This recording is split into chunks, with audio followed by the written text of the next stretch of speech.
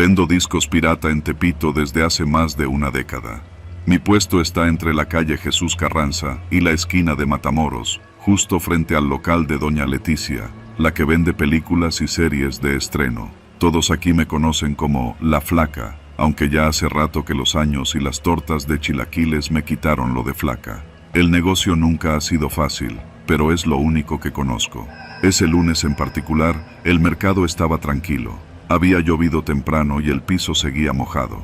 Entre charcos y el olor a fritanga, Doña Leticia me trajo una caja vieja, llena de películas que, según ella, ya no se vendían. «Revísalas, flaca, igual y algo se te vende a ti», me dijo, sonriendo con ese diente de oro que tiene desde que tengo memoria. Esa caja parecía haber pasado años en una bodega. Las carátulas estaban manchadas, y algunas tenían nombres escritos con plumón. Pero en el fondo, debajo de una película de acción con Jean-Claude Van Damme, encontré algo extraño. Una memoria USB negra, sin etiquetas ni marcas. Tenía cinta adhesiva pegada a los lados y una raya blanca cruzada. La curiosidad pudo más que el sentido común. Esperé a que pasara la tarde y cerré el puesto antes de que oscureciera. Me fui directo al departamento que rento en la colonia Morelos. Es un cuartito de lámina encima de una vecindad, con vista a los tendederos y un montón de gatos callejeros que se pasean por las azoteas. Conecté la USB a mi laptop vieja, esperando encontrar pornografía o algún video familiar olvidado. Lo que vi fue otra cosa. La carpeta principal tenía solo 5 archivos, nombrados como fechas: 15 julio, 23 agosto, 2 octubre, 9 noviembre y 17 diciembre. Abrí el primero, un video de noche, grabado desde lo que parecía ser el interior de un coche. Al principio, solo luces y calles oscuras, pero luego, el coche se detuvo. Se escuchó una voz: «Aquí es», y luego una ráfaga de balas. Mi estómago se apretó. La cámara se movió rápido, enfocando a un hombre tirado en el suelo. Había sangre en la banqueta. La cámara regresó al coche. El que filmaba, no se veía su cara, murmuró: «Limpio, vámonos». Y el video terminó. Pensé que sería algún narco. Pero los siguientes videos me demostraron que no era tan simple. En cada uno, el patrón se repetía: patrullas sin insignias, hombres con chalecos antibalas sin placas visibles, armas largas, ejecuciones rápidas. Lo peor era que todos los asesinados estaban esposados o arrodillados. Ninguno intentó escapar. La última grabación fue distinta. Se veía una bodega en Iztapalapa. La cámara estaba fija, como si alguien la hubiera escondido. Había una fila de hombres arrodillados contra la pared. Uno de los tipos con pasamontañas hablaba por radio: «Ya están listos. En cuanto llegue el jefe, procedemos». Un minuto después, entró un hombre vestido de civil, con barba recortada y cara de funcionario. Los encañonó uno por uno. Disparó, sin vacilar. Uno de los ejecutados gritó: «Soy inocente, ya les dije quién fue». Silencio. Otro disparo. El hombre que grababa temblaba. Podía escucharse su respiración agitada. Me alejé de la pantalla. Me sentía enferma. No era una película. Eran ejecuciones reales. Hombres asesinados a sangre fría, sin juicio, sin defensa. Y lo peor era que quienes disparaban no eran sicarios, eran policías. Guardé la USB en una bolsa de plástico y la escondí entre mis discos de Juan Gabriel. Esa noche no dormí. Temía que alguien supiera que tenía esa memoria. Al día siguiente, noté una patrulla estacionada cerca del mercado. Nunca antes se habían parado ahí. Durante 3 días no toqué el puesto. Evitaba salir sola. Empecé a notar caras nuevas en el barrio. Un tipo con gafas oscuras, parado siempre frente al Oxxo. Una mujer con chaleco que fingía hablar por teléfono. No eran de ahí. Nadie los conocía. El miércoles, Doña Leticia me alcanzó en la calle. «¿Te pasa algo, flaca? ¿Te ves mal?». Le conté en voz baja, sin entrar en detalles. Ella me miró fijo. «Quema eso. No te metas, mija. Esa gente desaparece a quien habla». No la escuché. Fui a un cibercafé de la colonia Guerrero, uno de esos que todavía usan Windows viejísimo y huelen a cigarro. Subí uno de los videos a un correo anónimo y lo envié a un periodista que seguía en redes, uno que siempre hablaba de abusos policíacos. Después destruí la USB con un martillo. 2 días después, ese periodista apareció muerto. Dijeron que fue un asalto. No se llevaron nada. Me congelé. Volví al mercado. Nada había cambiado, pero lo sentía todo distinto. Una sombra seguía mis pasos, una paranoia que no se iba. Una noche, al llegar al departamento, encontré la puerta forzada. No se llevaron nada, solo removieron cosas, buscaron. Ese fue mi aviso. Empaqué mis cosas y me mudé con una tía a Toluca. No hablo de esto con nadie. Dejé el negocio de discos, cambio de teléfono cada mes, pero a veces, cuando camino por la calle, siento una mirada fija, o escucho un coche frenar cerca, y sé que no olvidan. No sé si alguien más tenga una copia de esos videos, no sé cuántos sabían, solo sé que Tepito guarda secretos, pero algunos deberían quedarse enterrados. Yo sobreviví, pero no soy la misma. Nunca volveré a poner un pie en ese mercado, nunca más. Me llamo Jimena. Soy reportera de investigación en una revista independiente con pocos recursos pero muchas agallas. Desde que empecé en esto, siempre tuve claro que no quería quedarme haciendo notas de espectáculos ni cubriendo conferencias de prensa insulsas. Yo quería meterme en las entrañas de lo que nadie se atreve a contar. Y Tepito, con su fama, era el objetivo perfecto. Durante meses planeé cómo infiltrarme. No podía presentarme con una cámara y una libreta. Me hice pasar por comerciante. Renté un pequeño local en la calle Matamoros, justo al lado de un puesto de ropa usada y otro de autopartes robadas, aunque todos les dicen reconstruidas. Fingí vender cargadores genéricos y carcasas para celulares. Tenía que parecer una más entre los miles que viven del rebusque. Mis proveedores eran reales, de esos mayoristas del centro histórico que no hacen preguntas. La cámara oculta iba en un pin que me ponía en la blusa todos los días. La batería solo duraba 4 horas, así que grababa por bloques. A veces era frustrante ver cómo en las mejores conversaciones la pila ya no respondía, pero poco a poco fui armando el rompecabezas. Relojes de alta gama sin cajas ni facturas, cigarros de marcas extranjeras sin sellos, medicamentos controlados traídos de quién sabe dónde. Los primeros días fueron tensos, pero logré mimetizarme. Les decía que había venido de Veracruz buscando una mejor vida. Me inventé un hijo enfermo y un esposo alcohólico. Historias tristes ganan simpatías. En Tepito, todos traen cicatrices y no se confía de quien tiene la piel limpia. Para la tercera semana, ya conocía a los cargadores, a los de la tortería que vendía el Batman, y a don Lauro, un viejito que vendía armas de juguete con un realismo perturbador. A veces se le escapaban nombres, apodos, ubicaciones de bodegas. Yo grababa todo, hasta que una mañana de miércoles, todo cambió. Llegué como siempre, cargando mi mochilita con las piezas chinas y mi termo de café frío. Noté desde que llegué que la atmósfera era distinta. Los de la esquina ya no jugaban dominó, y un par de veces me pareció que alguien me seguía con la mirada más tiempo de lo habitual. Pensé que solo era paranoia, pero al mediodía, cuando fui a comprar mi torta, el Batman me la dio envuelta sin decir palabra, con la cara tensa. Regresé al local, y al encender la cámara, vi que la luz que indicaba que estaba grabando no parpadeaba. Revisé con disimulo, estaba desconectada, no por un fallo, alguien la había desactivado. Sudé frío. ¿Quién había revisado mi PIN? ¿Cuándo? ¿Qué sabían? Seguí el día como si nada. Cerré temprano.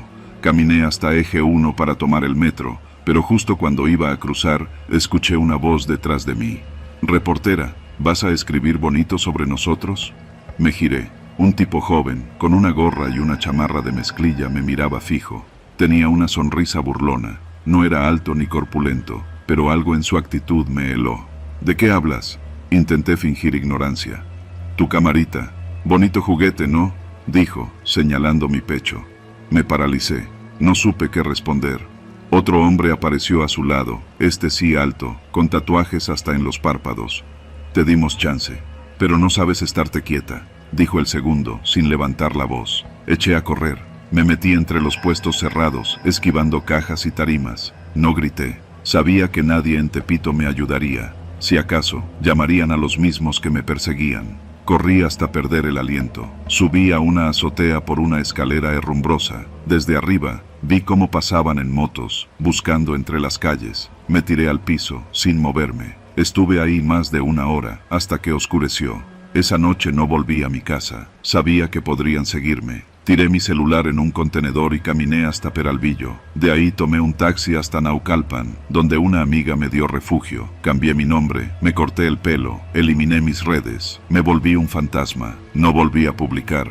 Todo el material quedó en una memoria que guardé como si fuera un arma cargada. No podía destruirla, pero tampoco podía usarla, no sin arriesgar mi vida. Hoy, 2 años después, sigo mirando por encima del hombro. No sé si aún me buscan, no sé si se olvidaron de mí. A veces sueño que me encuentran, que me llevan a una bodega y me obligan a mirar todo lo que nunca debí ver.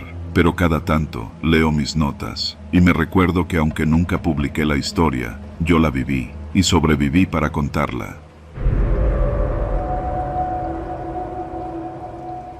No volví a ver a mi hermano desde aquella tarde de diciembre. Salió del taller donde trabajaba, en la colonia Guerrero, diciendo que iba a entregar unas piezas a un cliente en Tepito, y ya no regresó. Tenía 29 años, era responsable, meticuloso, no era de los que se pierden por andar en la fiesta o meterse en líos. Pasaron 2 días sin noticias. Llamamos a hospitales, delegaciones, al Ministerio Público. Nada, como si se lo hubiera tragado la tierra. Mi madre no podía dormir, mi padre no decía nada, pero se le notaban los ojos hinchados. Yo, con 24 años, sin saber ni cómo empezar, decidí que si la policía no lo encontraba, yo lo haría. Fui al taller, revisé su escritorio, su celular que había dejado cargando, y encontré algo. Una libreta con direcciones, teléfonos y un nombre subrayado varias veces.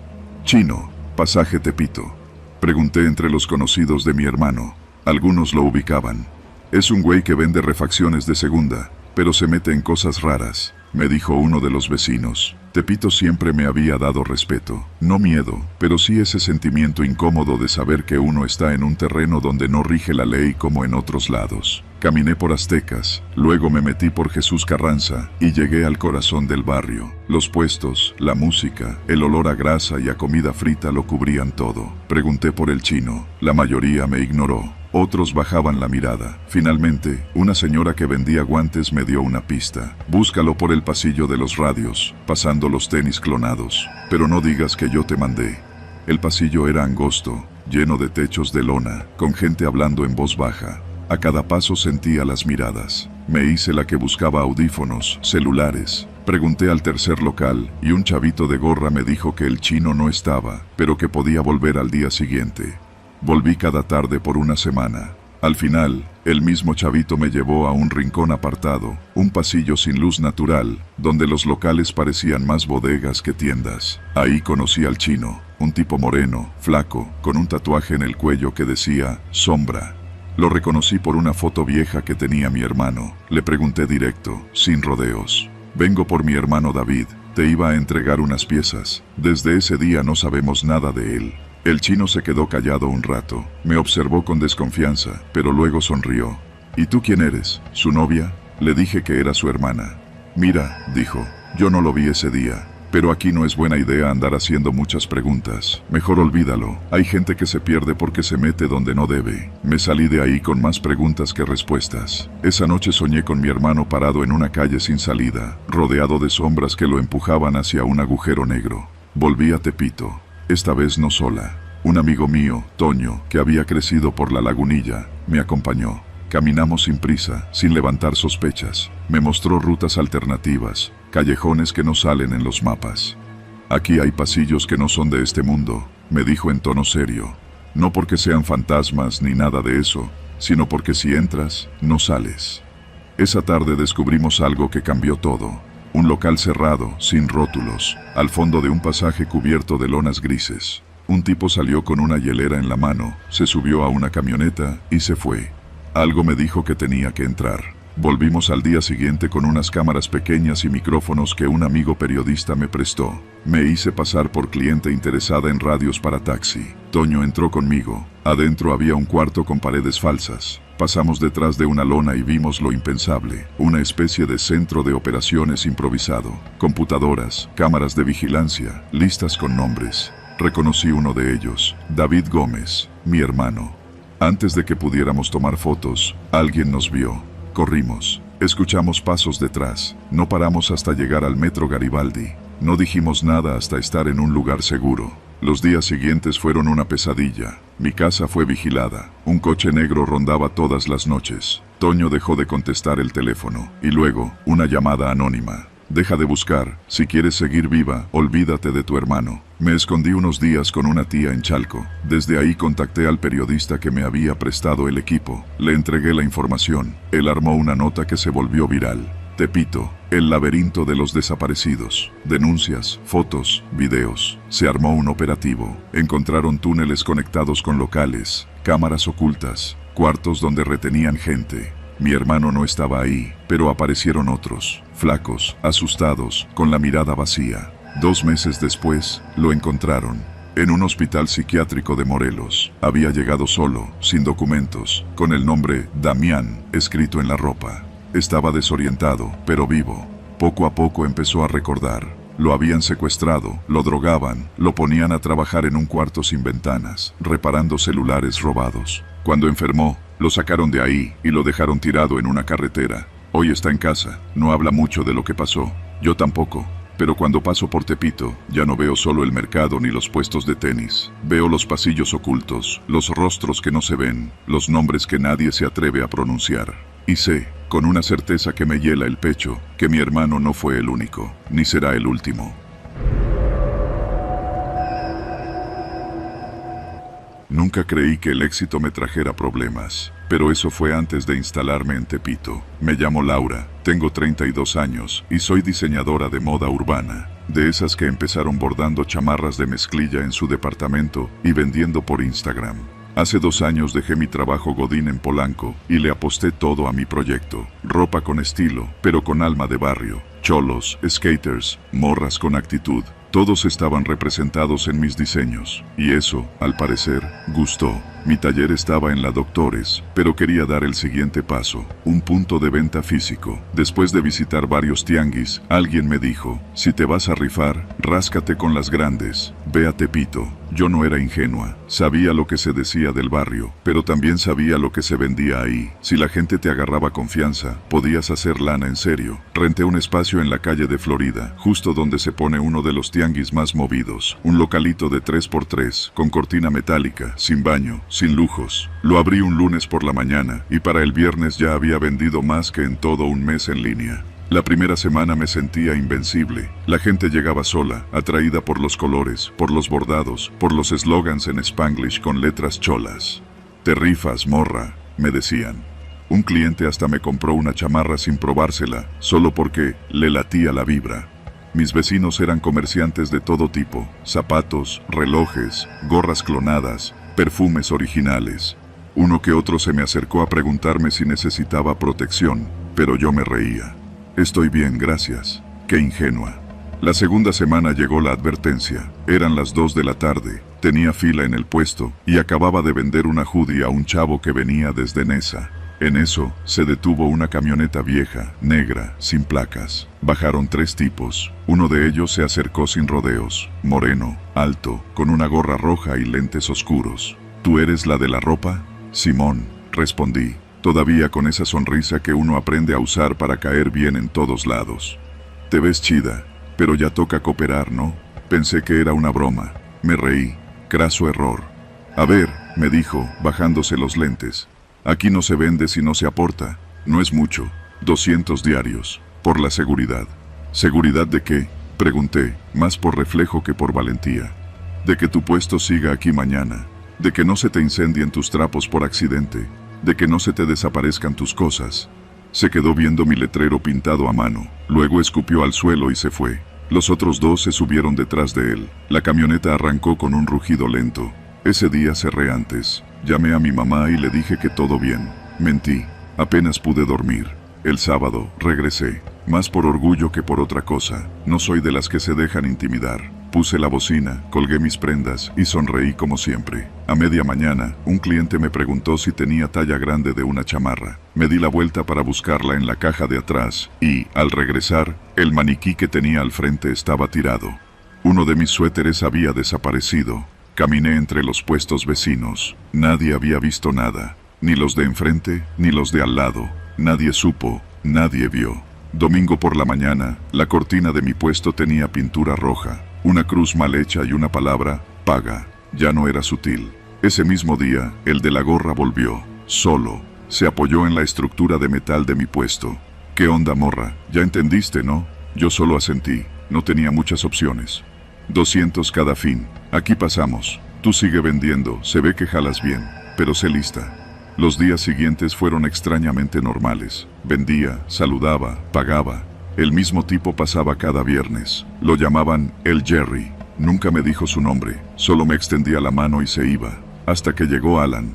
Era cliente nuevo, moreno claro, pelo largo amarrado, flaco. Se veía más artista que comerciante. Me compró 2 chamarras sin regatear. Le gustó lo que hacía. Me pidió que le diseñara una pieza exclusiva. Le dije que sí. Me dejó un adelanto. Volvió a la semana con una sonrisa que no le cabía en la cara. Me dijo que quería apoyarme, que conocía a unos amigos con una tienda en la Roma y que podía ayudarme a crecer.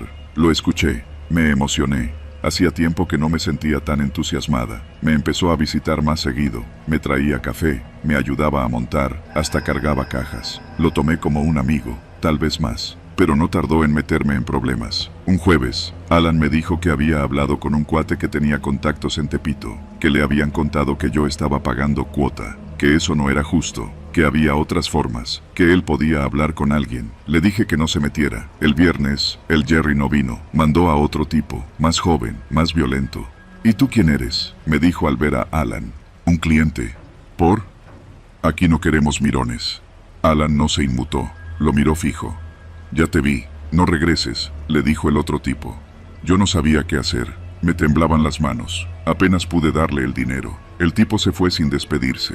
El sábado me encontré el candado del puesto lleno de pegamento. Tardé más de media hora en abrirlo. Ese día, Alan apareció con una sonrisa y un café. Como si nada. Me enojé. Le dije que no volviera, que no podía protegerlo, ni protegerme a mí misma si él seguía metiéndose. Me pidió perdón, pero no insistió. Una semana después, me enteré que lo habían asaltado en la Lagunilla. Le dieron una golpiza, le quitaron la cartera, el celular, todo. Me buscó. Quería verme. Le dije que no. Desde entonces todo se fue calmando. Volvió el Jerry, puntual cada viernes. Yo vendía bien. El negocio se mantenía. Había aprendido la lección. Hoy han pasado 6 meses. Ya no tengo miedo, pero aprendí que el éxito en Tepito tiene su precio. El barrio no perdona, pero tampoco olvida. Cada viernes pago los 200, y cada viernes, el Jerry me mira con esa media sonrisa que dice todo sin decir nada. Y yo, cada semana, me pregunto si todo esto vale la pena. Pero entonces una chavita se prueba una de mis chamarras, se mira al espejo, y sonríe como si fuera la primera vez que se ve bonita. Y entonces, por un instante, todo lo demás desaparece. Hasta el siguiente viernes. Mi nombre es Elías, pero en Tepito todos me conocen como el Inc., el tatuador de la calle Jesús Carranza. Llevo más de 10 años rayando pieles en este barrio, sobreviviendo entre la raza, el barullo del tianguis, las cumbias de las bocinas y los olores a tacos y cemento caliente.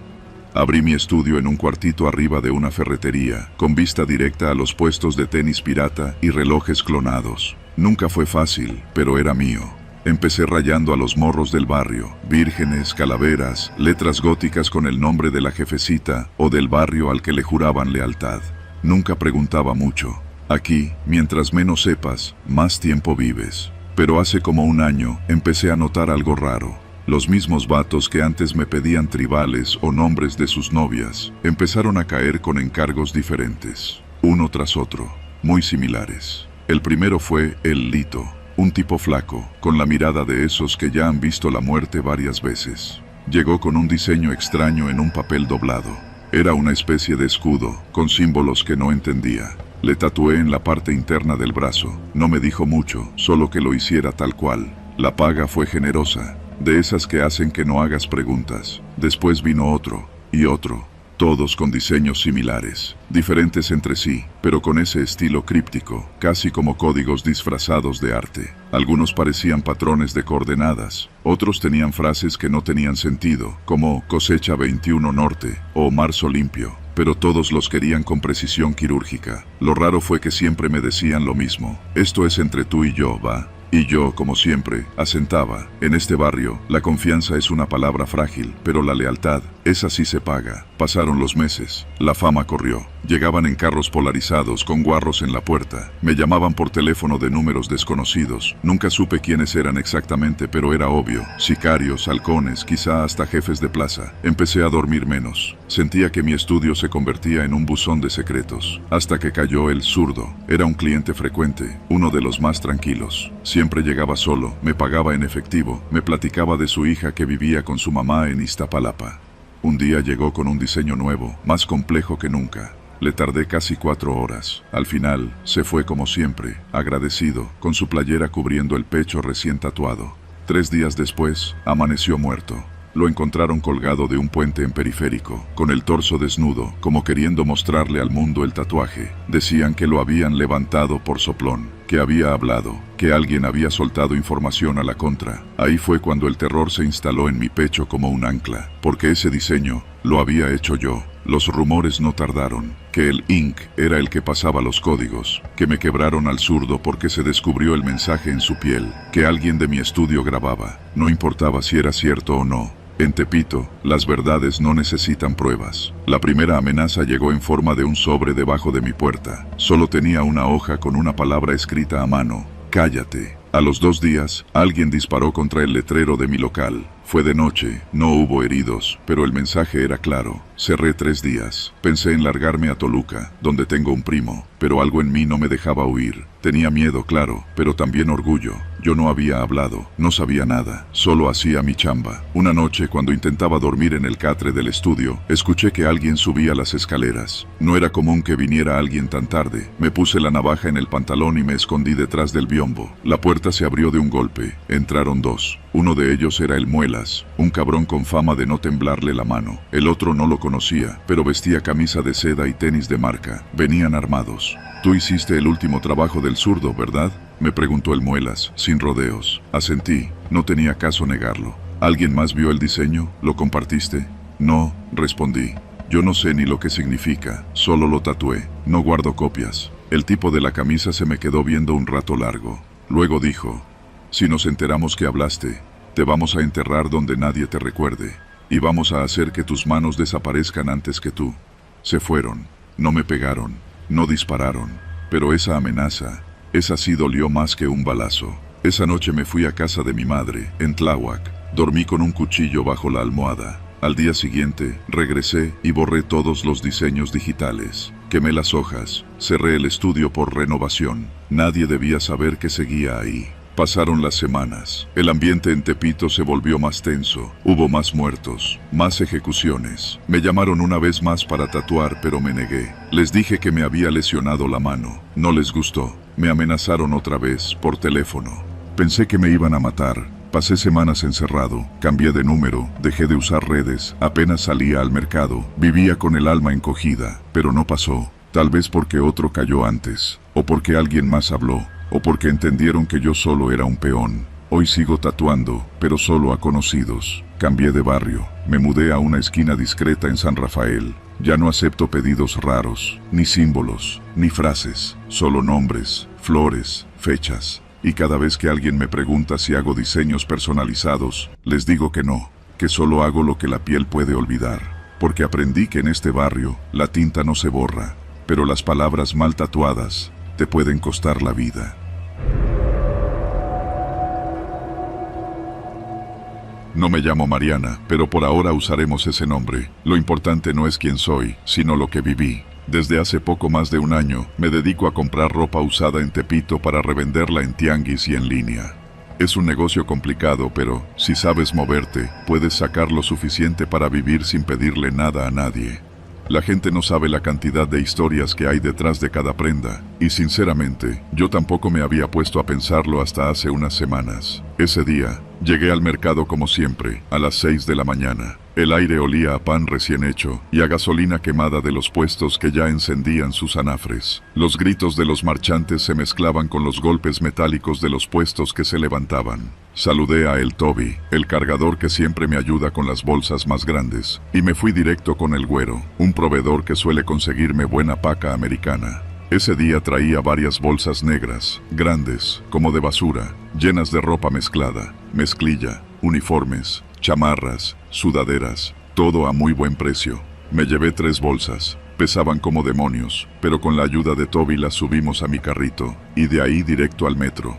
Vivo en la colonia Moctezuma, y cada vez que bajo esas bolsas por las escaleras del metro, siento que envejezco 5 años. Pero lo hago porque me gusta lo que hago. O más bien, me gustaba. Ya en mi departamento, me puse a separar la ropa. Normalmente lo hago en la sala, con música de fondo, y mi gato dormido en el sillón. Pero ese día no puse música. Había algo raro en el aire. Desde que abrí la primera bolsa, un olor metálico, como a fierro viejo, se me quedó en la nariz. Pensé que era alguna prenda mal lavada, quizás algo con moho o grasa. No es inusual. Seguí sacando chamarras, pantalones, playeras, cuando en la tercera bolsa, al fondo, sentí algo duro, como un cinturón grueso. Lo jalé con fuerza. Era un uniforme de policía. La tela estaba rígida, y al desdoblarlo me di cuenta por qué. Estaba cubierto de sangre seca, no una mancha pequeña o accidental, no. Era como si alguien hubiera sangrado por horas encima de él. Las mangas, la espalda, el pecho, y lo peor, aún traía la placa cosida, aunque estaba medio arrancada, colgando de un hilo. Me quedé congelada. No era un disfraz, no era un uniforme de utilería, era auténtico. Las costuras, los parches oficiales, el número de placa, tenía nombre, y lo busqué. No porque fuera valiente, sino porque mi curiosidad es más fuerte que mi sentido común. El nombre era Hugo Velázquez Vargas. Lo puse en Google, en Facebook, en Twitter. A los 10 minutos lo encontré. Era un policía auxiliar desaparecido desde hace más de un año. Había fotos de su familia pidiendo justicia, artículos en periódicos locales que hablaban de su última patrulla por Iztapalapa, de cómo su radio dejó de emitir señal a las 2:14 de la madrugada, de cómo su cuerpo nunca fue encontrado, hasta ese momento, porque su uniforme estaba en mi sala. No sabía qué hacer, tirarlo, llevarlo a la policía, guardarlo. Pensé en todo.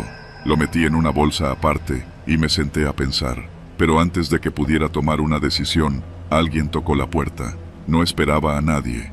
El edificio es tranquilo. Casi todos los vecinos son señoras mayores que no se meten con nadie. Miré por la mirilla y vi a un hombre. Moreno, alto, con una gorra que le tapaba los ojos. No traía uniforme ni credencial visible. No tocó más de 2 veces. Se quedó parado, inmóvil. Esperé, conteniendo la respiración, hasta que se fue. Esa noche no dormí. Guardé el uniforme en el closet, dentro de una caja de cartón. Pero el olor a sangre no se fue.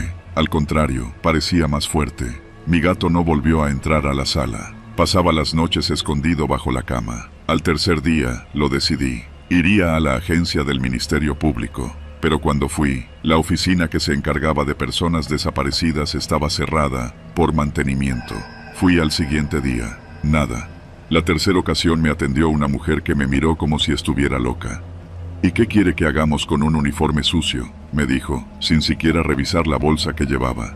Intenté explicar que tenía una placa, un nombre, que era de un desaparecido. Me ignoró. Me dijo que si quería presentar una denuncia debía quedarme a llenar papeles toda la tarde. Me fui. Sabía que no lo iban a investigar. Esa noche me marcó un número desconocido. No contesté. Luego, otro, y otro. Los siguientes días recibí mensajes anónimos. Ya sabemos quién eres. Devuélvelo. Eso no te pertenece. No respondí. Cambié de número. Pero entonces empezaron a seguirme. Primero fue un carro gris estacionado afuera de mi edificio durante 2 noches seguidas. Luego, un tipo que me seguía en el metro. No hacía nada, solo me veía. Después alguien rompió el candado de mi reja. No entraron, pero dejaron la puerta entreabierta, como si quisieran que supiera que podían entrar cuando quisieran. Entonces supe que estaba sola, que nadie me iba a ayudar, ni la policía, ni mis vecinos, ni mis amigas. Guardé el uniforme en una mochila y lo llevé al lugar más lejano que se me ocurrió, los basureros de la central de abastos. Lo arrojé entre la basura podrida, entre vísceras y cajas mojadas. Corrí de ahí, pero al volver a casa, encontré una bolsa negra sobre mi cama, la misma bolsa en la que venía el uniforme. Y dentro, otra cosa, una libreta con anotaciones, turnos, direcciones, nombres, algunos tachados, otros con una cruz roja, y al final, una página arrancada, doblada cuidadosamente, que decía solo una palabra: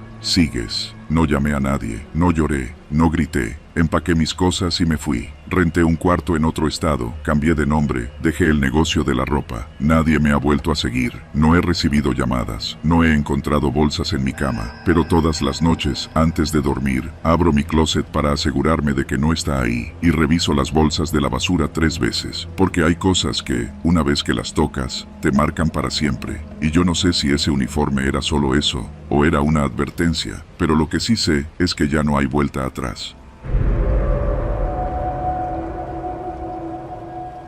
Trabajo para Uber desde hace poco más de 2 años. Soy de los que manejan principalmente por las noches. Me acostumbré a la oscuridad, al tráfico de la Ciudad de México que no cesa ni en la madrugada, y a las historias de cada pasajero que se sube al coche.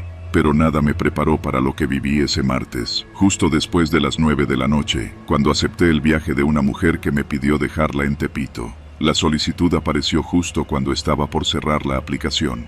Estaba estacionado en una esquina de la colonia San Rafael, tomando un café de termo que llevaba siempre conmigo. El nombre en la app decía Camila. Subió al coche poco después de que acepté. Tendría unos 30 años, pelo lacio, amarrado en una coleta, y vestía de forma sencilla, jeans, chamarra negra. No era la primera vez que recogía a alguien por esa zona, pero sí fue la primera vez que sentí que alguien tenía miedo de llegar a su destino. ¿Seguro que quieres que te deje en Tepito?, le pregunté, cuando me di cuenta de que la dirección de llegada era sobre Jesús Carranza, muy cerca del cruce con Matamoros, en pleno corazón del barrio. Sí, ahí me esperan, respondió, sin mirarme. No pregunté más. Puse la dirección en Waze y comencé a manejar.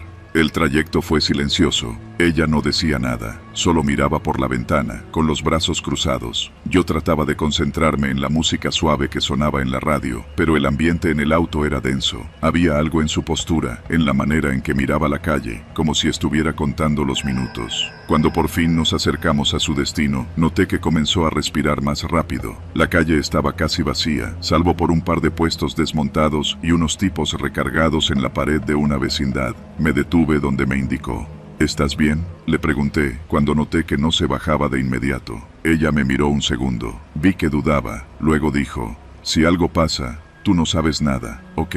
Quise preguntarle a qué se refería, pero ya estaba abriendo la puerta. Bajó del coche y caminó hacia una puerta metálica, oxidada y sin número visible. Uno de los hombres que estaba recargado en la pared la miró y, sin decir nada, golpeó 3 veces la lámina. La puerta se abrió y ella desapareció dentro. Cerré la app y me fui. Ya no quise saber nada. Regresé a casa con esa incomodidad en el estómago. Me dormí mal, dando vueltas. A la mañana siguiente, desperté con varias llamadas perdidas de un número desconocido. No respondí. Más tarde la policía tocó a mi puerta. ¿Usted es el señor Javier Montalvo?, preguntó el agente. Asentí.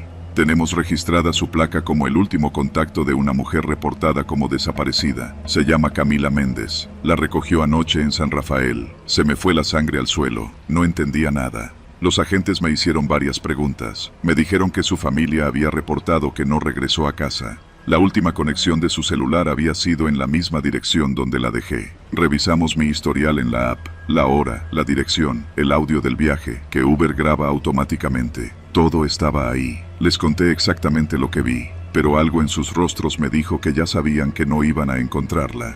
Esa dirección no existe oficialmente, dijo uno de los agentes.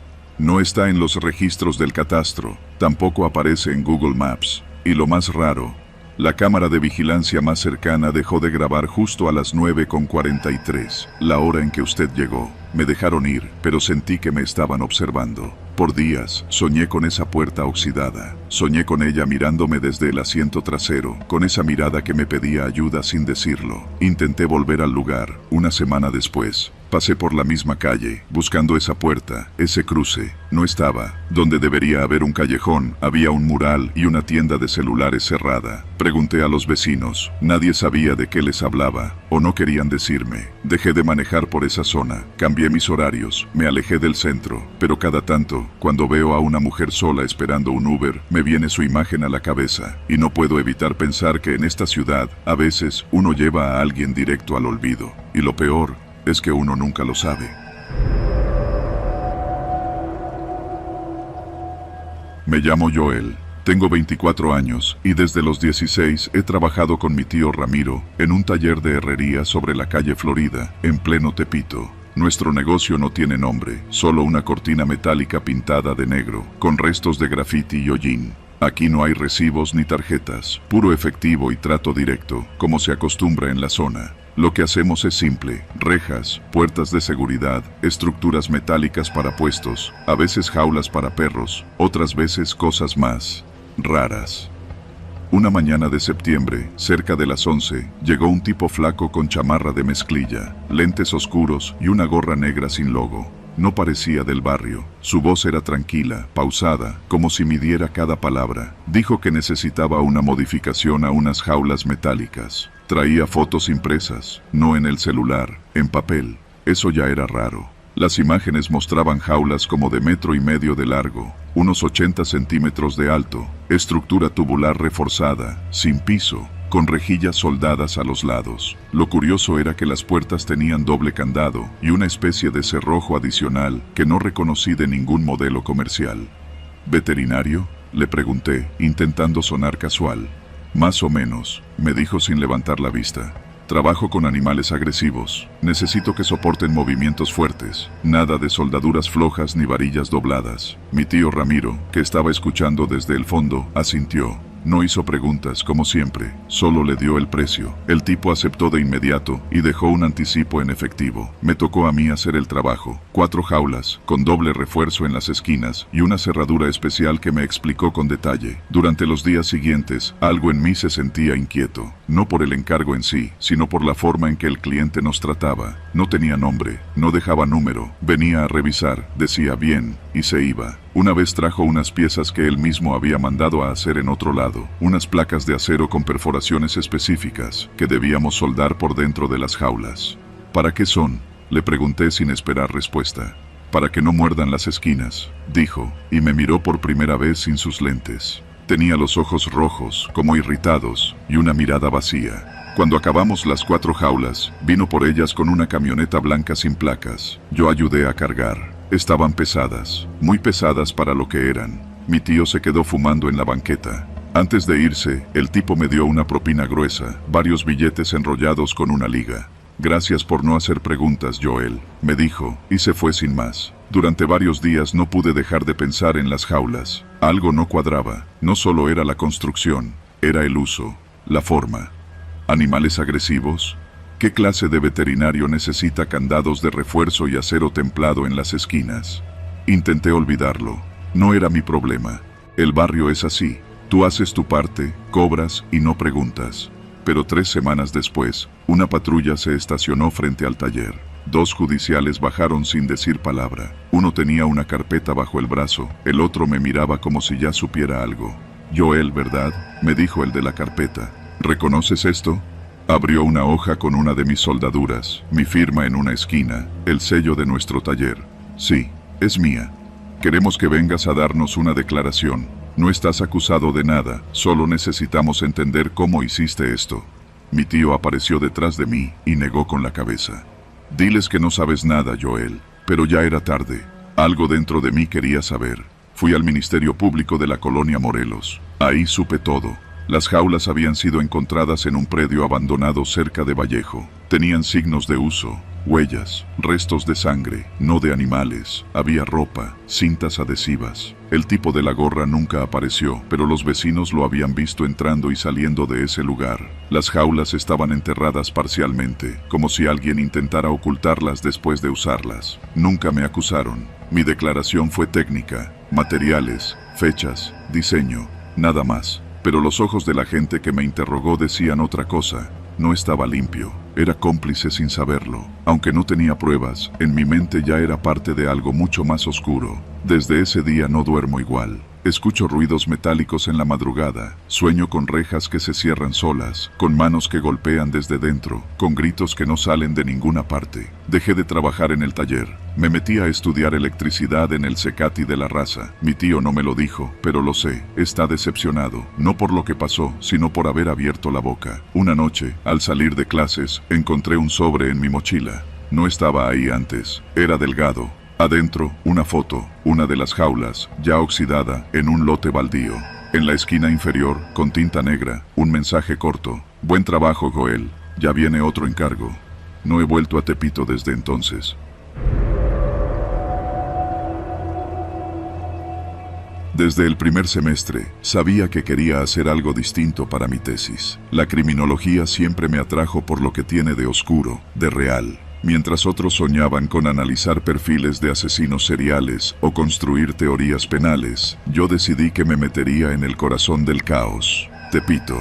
Me llamo Rodrigo, y esta historia no es un cuento, no es una leyenda urbana. Es el relato más honesto que puedo ofrecer sobre lo que significa cruzar líneas que nunca debí pisar. Todo comenzó en sexto semestre. Ya llevaba tiempo interesado en el comercio informal y cómo ciertas zonas urbanas funcionan con sus propias leyes. Tepito no era solo un barrio bravo, era un sistema paralelo, un mercado negro que había sobrevivido a décadas de operativos, incendios y promesas de reordenamiento urbano. Mi plan era ambicioso: entrevistar a locatarios, a cargadores, a tianguistas y, si tenía suerte, a alguien con nexos más arriba. Lo primero que aprendí es que no puedes llegar como académico. Si alguien te huele a gobierno, prensa o policía, estás perdido. Así que construí una fachada. Me hice pasar por sobrino de un vendedor de celulares de la colonia Guerrero, alguien que quería meterse al negocio. Me tomó semanas conseguir los primeros contactos. A través de un amigo de la prepa que ahora era halcón en Eje 1,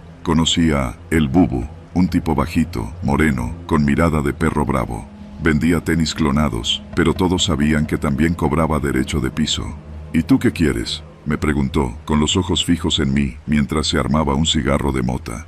Aprender, carnal. Quiero saber cómo se mueve esto. Me interesa el negocio. Mentí. ¿Negocio?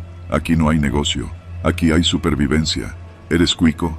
Negué de inmediato. Le enseñé mi INE, una foto vieja de cuando todavía tenía el corte militar que usaba para la uni. Se rió. Luego se puso serio. Me dejó quedarme esa tarde, ayudarle a cargar cajas, mover mercancía. Todo bajo una condición: no tomar fotos, no anotar nada y nunca preguntar directamente por los jefes. Durante las siguientes semanas me integré a una rutina peligrosa. Llegaba a las 8, me ponía a ayudar con el puesto y cuando podía, platicaba con la gente, escuchaba, registraba todo en mi mente. A veces, por las noches, lo escribía en un archivo cifrado en mi laptop. Historias de robos organizados, de cómo llegaban los contenedores con mercancía, de los policías que recibían sus sobrecitos cada viernes. La tensión empezó a crecer cuando entrevisté a El Trompas, un tipo flaco con cara de adicto, pero que manejaba una bodega en Peralvillo. Me contó de una red que traficaba celulares robados desde Colombia y que usaba Tepito como centro de distribución para todo México. Lo grabé con mi celular escondido en una cangurera. Fue un error. 3 días después, regresando a casa por Insurgentes, noté que una moto me seguía. Al principio pensé que era paranoia. Luego, en el vagón del metro, vi a un tipo con chamarra negra, que había estado en la esquina donde compré mis cigarros. Me bajé antes en Hidalgo y me metí a una librería para perderlos. Desde ese momento, supe que me habían detectado. No le conté a nadie, ni a mi asesora de tesis ni a mis papás. ¿Qué les iba a decir? Que estaba espiando al crimen organizado por una tesis de licenciatura. Sonaba ridículo. Decidí parar las entrevistas, pero ya era tarde. Una noche, alguien tocó la puerta de mi depa en la Doctores. No era nadie que esperara. 2 hombres, uno con chamarra de los Diablos Rojos y otro con gorra negra. «Rodrigo, ¿no?», dijo uno. Asentí, tragando saliva. «Ya sabemos lo que estás haciendo. No te hagas pendejo. Ya tienes tu tesis, ¿no? Pues bórrala. Todo». Intenté decir que no tenía nada, pero me empujaron adentro. Revisaron mi laptop. La rompieron contra el piso. Me pegaron con la cacha de una pistola en el abdomen. No fue un secuestro, fue una advertencia. Clarísima. Cuando se fueron, dejaron una hoja doblada en la mesa. Decía: «Hay secretos que matan. No seas el siguiente». Esa noche dormí en casa de un primo en Tlalpan. Me encerré por semanas. No salí ni a la tienda. Cambié de número. Borré todas mis cuentas. Mi asesora me marcaba. Insistía en que le enviara avances. Le dije que cambié de tema. Ahora escribiré sobre perfiles de víctimas de secuestro express. Ella no preguntó más.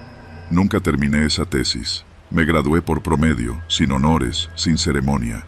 Hoy trabajo en una ONG que da apoyo legal en zonas vulnerables. A veces paso por Tepito y miro desde lejos los puestos, las luces, el caos. Nadie me reconocería. Soy solo otro más en la ciudad.